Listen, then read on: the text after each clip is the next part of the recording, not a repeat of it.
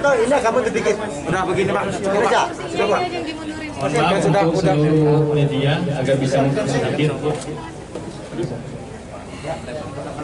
Kalau Anda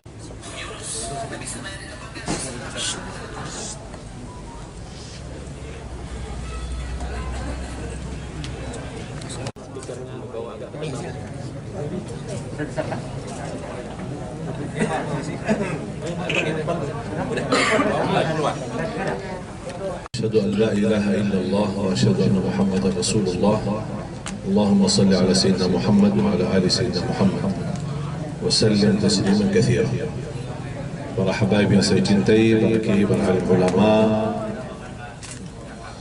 terima kasih atas perhatiannya seluruh ormas dan lembaga Islam yang berada di Bandar Lampung yang sudah berkesempatan hadir memperhatikan keadaan yang terjadi, dan mudah-mudahan ujian ini yang terjadi menjadi pelajaran bagi kita semua, dan mudah-mudahan bagi saya pribadi menjadi wasilah terampuni dosa-dosa saya dan diangkat derajatnya kepada Allah Subhanahu wa taala. Teman-teman, rekan media, terima kasih atas kehadirannya.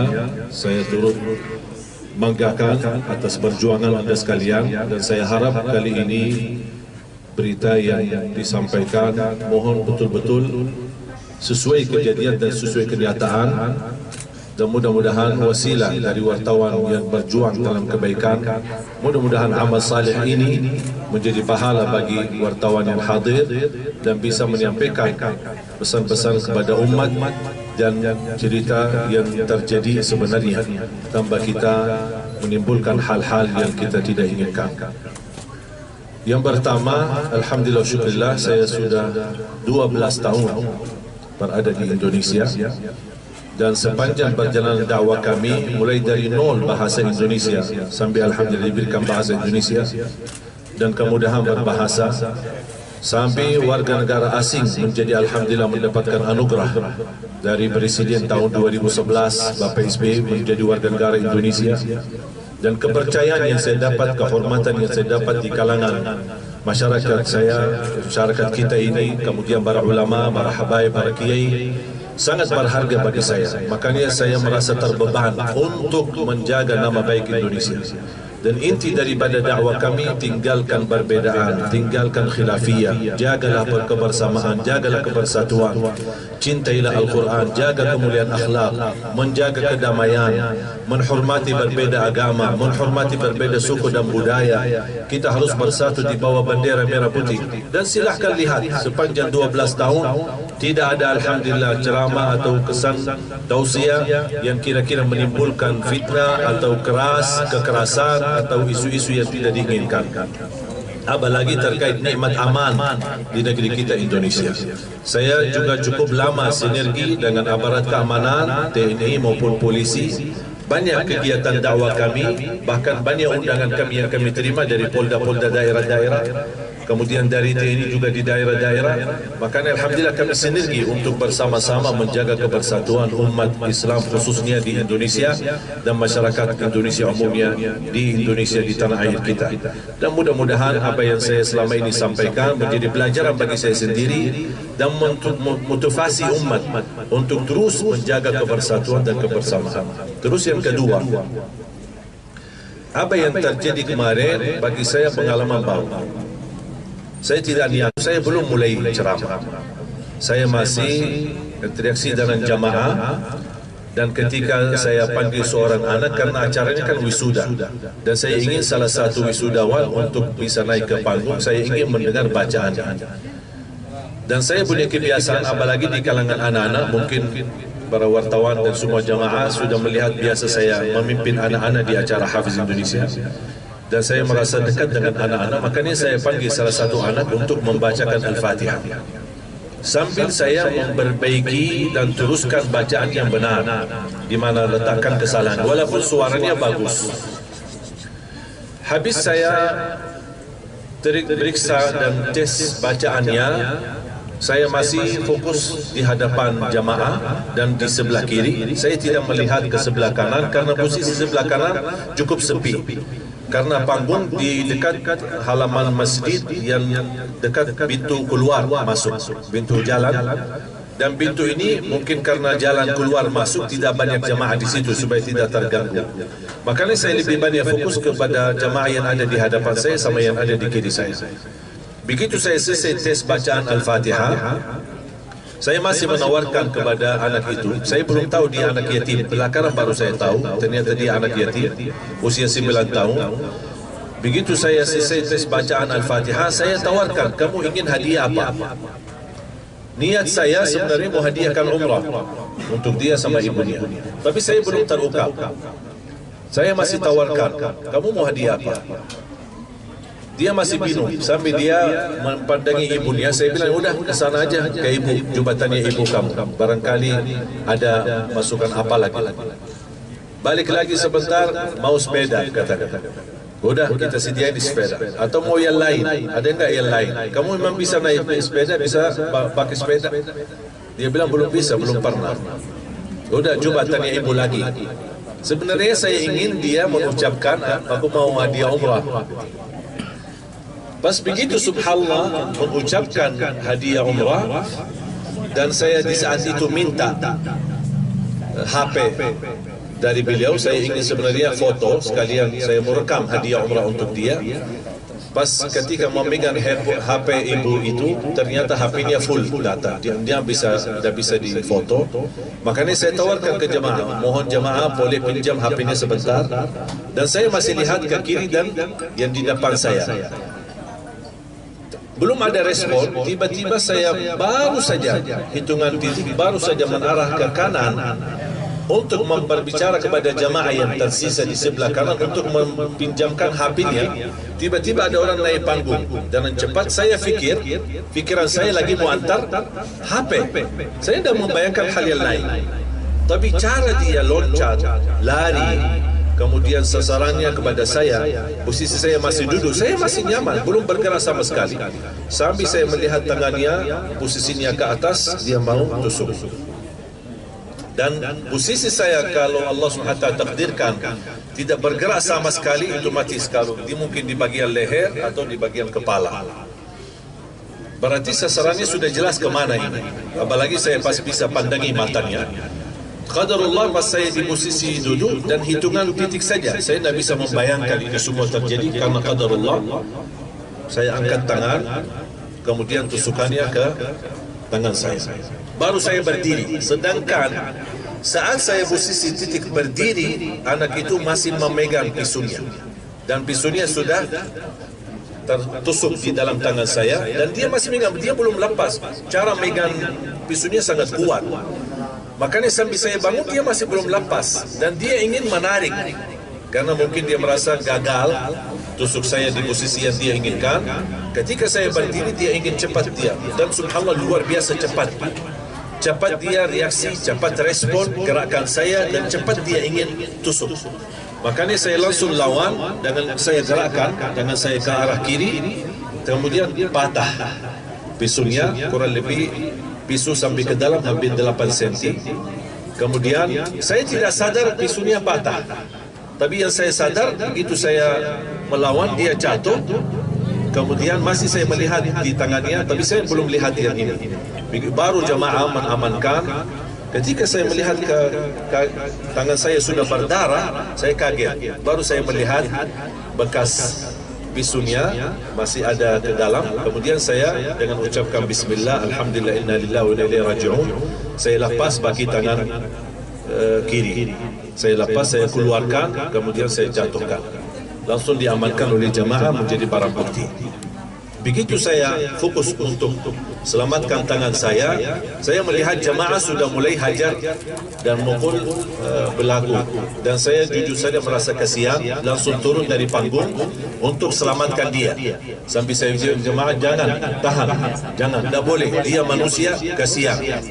Dia bersalah, tapi jangan kita berbuat salah lebih besar. Dan saya membela dia.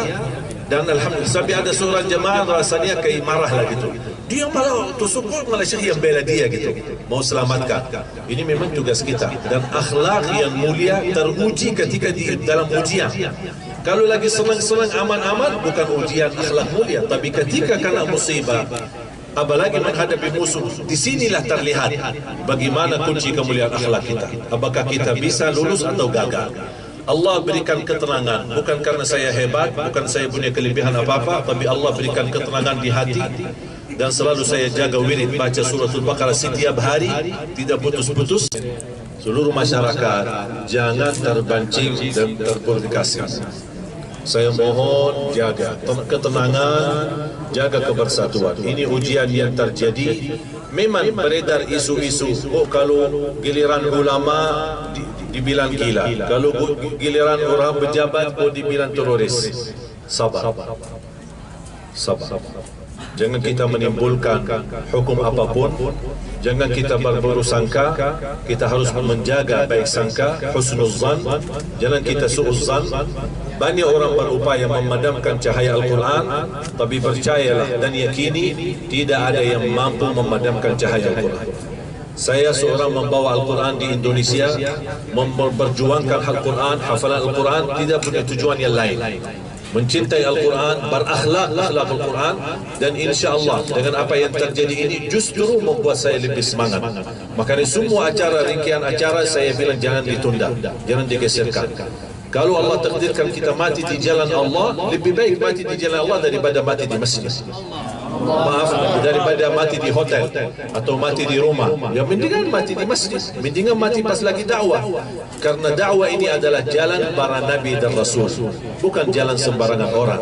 Makanya alhamdulillah wa syukurillah, Allah berikan kemudahan bisa berdakwah, bisa terus memperjuangkan. Di malam itu pun habis kejadian musibah, saya isi lagi acara tausiah dan tabligh akbar di Masjid Ar-Rahim, Baitul Rahim, dan alhamdulillah hari ini kita bisa bersama-sama ramah tamah, dan insyaallah nanti siang saya akan kembali ke Jakarta, dan saya dapat perhatian dari aparat keamanan dan di tempat, kemudian Pak Kapolda sendiri langsung turun tangan, bahkan bertemu dengan saya.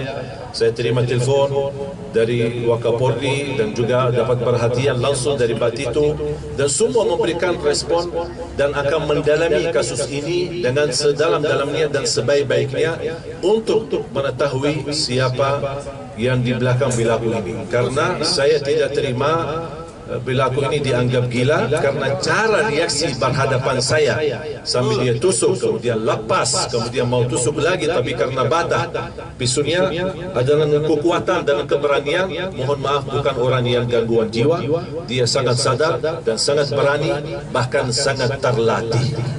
Dan kalau kata terlatih berarti ada orang yang di belakang dia. Siapa? Wallahu a'lam. Biarkan saja proses hukum berjalan, kita doa bersama, dan saya harap aparat keamanan menjalankan tugasnya dengan amanah, menjalankan tugasnya dengan jujur, dan kepercayaan saya kepada mereka sangat luar biasa. Mudah-mudahan tidak terjadi salah gunakan, dan kita harap proses hukum diseriuskan. Ini sebenarnya bukan untuk pribadi saya, tapi untuk seluruh para ulama, para dai, para habaib di negeri kita Indonesia, supaya orang tidak menjadikan mereka sasaran untuk hanya menghabiskan agama atau menghabiskan ulama. Mudah-mudahan adalah ikhlaskan. Mau sampai kapan? Mohon maaf, ikhlas ada waktunya, ikhlas ada poin-poinnya, ikhlas pun ada persyaratannya. Kadang-kadang kita ikhlas, tapi ketika kita terlalu ikhlas, orang-orang memanfaatkan dan menganggap kita lemah, menganggap kita tidak bisa apa-apa. InsyaAllah kita bisa melawan semua kebatilan, tapi kita tidak mau adu domba, kita tidak mau terjadi fitnah, tidak mau terprovokasi, kita mau yang terbaik untuk umat. Makanya sebelum terjadi hal-hal yang tidak diinginkan, mohon aparat keamanan, khususnya polisi, tolong ditindaklanjuti dengan sebaik-baik dan amanah supaya bisa menenangkan masyarakat dan kejadian ini, dan mudah-mudahan tidak terulang lagi. Isu menyudut masyarakat Lampung atau Lampung, Bandar Lampung menjadi daerah radikal atau daerah teroris atau daerah yang suka kekerasan. Mohon maaf, kejadian ini cuma satu orang yang berlaku, bukan masyarakat Lampung. Masyarakat Lampung saya kenal baik, saya sudah berkali-kali ke Lampung. Masyarakat Lampung sangat mencintai kedamaian, sangat mencintai ulama, sangat mencintai para habaib. Tak mungkin mereka berniat jahat seperti ini. Kalau ada satu orang atau dua orang berlaku seperti ini, bukan mewakili seluruh masyarakat Lampung. Dan saya berterima kasih kepada seluruh masyarakat di Lampung, khususnya para habaib, para kiai, para ulama dan semua ormas-ormas yang cukup banyak yang bisa bersempatan hadir di siang hari ini. Mohon maaf saya tidak bisa sebut satu persatu, tapi saya tolong ingatkan, tolong tenang, sabar, ini ujian dan insya Allah akan berlalu menunjukkan pertolongan Allah kepada kita. Yang berlaku dan yang di belakang mereka mohon dihukum. Itu aja, karena ini negara hukum. Jangan sampai kita terpaksa memain hukum sendiri. Kita mau negeri hukum ini berlaku dan juga mohon semua, saya harap mudah-mudahan aparat keamanan bisa berhasil untuk menangkap semua orang yang tersangka di dalam kasus ini. Bukan untuk diri saya, tapi mudah-mudahan insyaAllah menjadi pelajaran buat semua para habaib dan ulama. Dan saya harap aparat keamanan, polisi tolong sinergi dengan ulama. Kewajiban aparat keamanan bukan hanya menjaga pejabat, tapi ini kewajiban, bahkan lebih tinggi kewajibannya daripada menjaga pejabat adalah menjaga ulama. Karena ulama kita di Indonesia adalah berlindung negeri kita. Ulama di negeri kita Indonesia adalah keselamatan negeri kita. Ulama di negeri kita Indonesia adalah berjuang untuk memerdekakan negeri kita Indonesia. Maka tidak akan tercukupi dengan keterangan dari polisi. Kalau dia misal mengambil keputusan terakhir, seandainya keputusan terakhir adalah perilaku adalah gangguan jiwa atau gila dan sudah ditutupi kasus ini, saya tidak akan berhenti di sini. Pasti akan kita perjuangkan kalau terpaksa sampai ke mahkamah supaya terbentuk tim ahli yang memiliki keahlian dalam bidang psikologi jiwa supaya kita bisa mendapatkan reaksi yang benar dari mereka dan kita bisa libatkan beberapa pihak supaya menjadi netral. Ya, mudah-mudahan. Dan kita di dalam hal ini tidak ada kepentingan politik, tidak ada isu-isu hal-hal yang kepentingan. Saya harap ini semua diabaikan, jangan kita terpancing dan mudah-mudahan insya-Allah dengan Allah yang takdirkan, sebagaimana Allah takdirkan, Allah juga yang selamatkan dan Allah pun yang akan memberikan solusi yang terbaik untuk melindungi para ulama dan kiai kita dan habaib kita. Amin. Terima kasih.